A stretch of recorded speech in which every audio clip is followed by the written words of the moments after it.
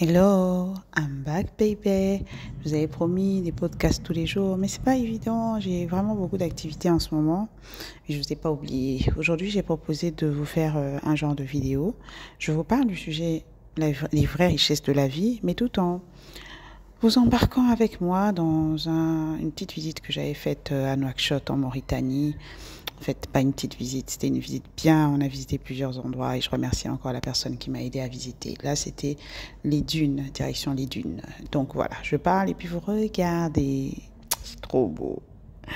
Bienvenue, je m'appelle Mila. Ici, on travaille pour devenir la meilleure version de soi.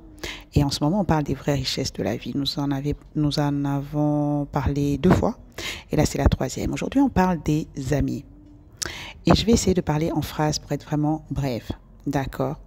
Première déclaration, c'est que tu as besoin d'amis.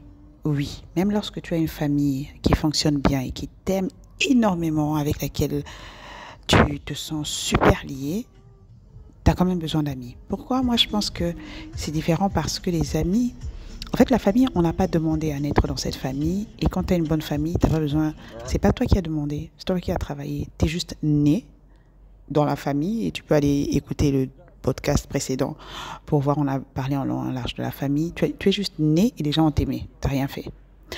Mais les amitiés, tu dois parfois les rechercher, parfois les tisser, souvent les entretenir et parfois tu dois y mettre fin.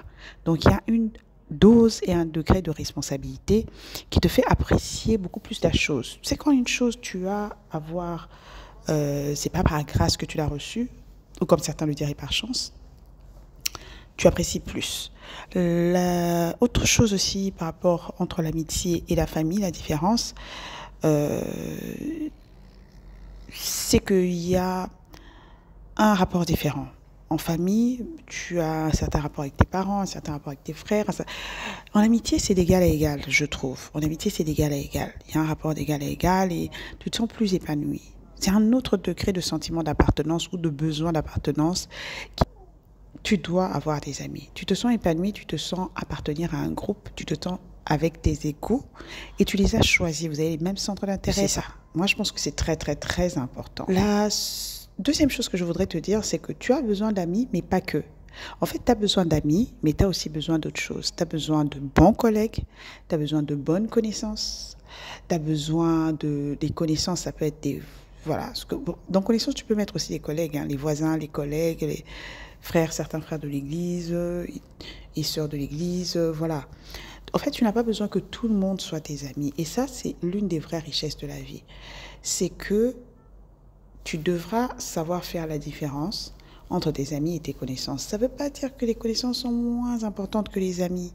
Ça veut juste dire qu'ils ont leur place. Ils sont pas tes... Et même dans les amis, il y a les meilleurs amis et il y a les amis. En tout cas, on a fait plein de vidéos sur les amis. Moi, je vais vous mettre les liens dans le premier commentaire. Tu as tes meilleurs amis, tu leur dis tout, tu leur fais totalement confiance. Moi, avec mon meilleur ami, je dis toujours, je peux lui laisser ma vie, je peux lui laisser ma famille, je peux lui laisser ma fille, je peux lui laisser... Je lui fais totalement confiance, and that trust is judgment. Totalement. Mais avec les connaissances, c'est autre chose. Par contre, tu as toujours besoin d'eux. Tu as besoin d'eux. Ils te renseignent, ils t'aident de temps en temps, tu les aides de temps en temps. Ils t'apportent certains conseils selon le milieu dans lequel vous êtes connu. C'est nice, c'est bien, mais c'est pas ton meilleur ami. Ne le fais pas entrer dans ta chambre. Lui dis pas tout. Lui dis pas tout ce que tu fais, mais c'est une connaissance, tu vois. Tu as besoin de lui, tu as besoin d'elle. Il a besoin de toi, c'est cool. Voilà quoi, vous faites un cheminement ensemble. Vous n'êtes pas les meilleurs amis du monde. Des fois, vous n'êtes même pas des amis. Mais vous êtes des connaissances, vous êtes de très bons collègues, vous êtes de très bons voisins. Voilà. Et après, ils peuvent aussi entrer dans le cercle d'amis et même devenir des meilleurs amis, pourquoi pas. Mais je pense qu'il faut faire très attention. Voilà. La vraie richesse de la vie, c'est d'avoir des amis, mais l'une des vraies richesses de la vie, c'est aussi surtout de savoir faire le distinguo entre les meilleurs amis, les amis et les connaissances, d'accord? Troisième point que je donnerai par rapport aux amis, c'est que, je vous l'ai dit lors de la première vidéo, je pense, et même la deuxième. Comment on va savoir ce à quoi tu tiens ou ce CEUX à qui tu tiens?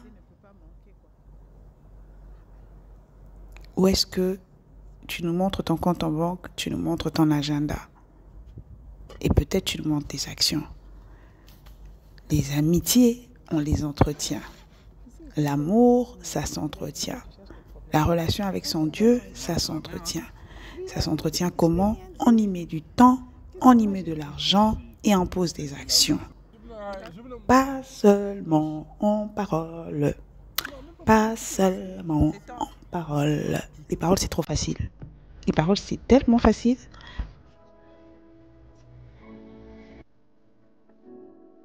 Et n'oublie pas que j'attends toujours que tu mettes tes commentaires parce que j'ai envie de savoir ce que tu penses. L'idée, c'est pas que tu m'écoutes, que tu dis ah ouais, c'est bien. J'ai besoin de savoir ce que tu penses, que tu estimes que j'ai raison ou que tu estimes que j'ai tort. J'ai besoin qu'on se parle en commentaire de manière respectueuse. Entre-temps, je te souhaite une belle vie et prends soin de tes amitiés, d'accord? Bye.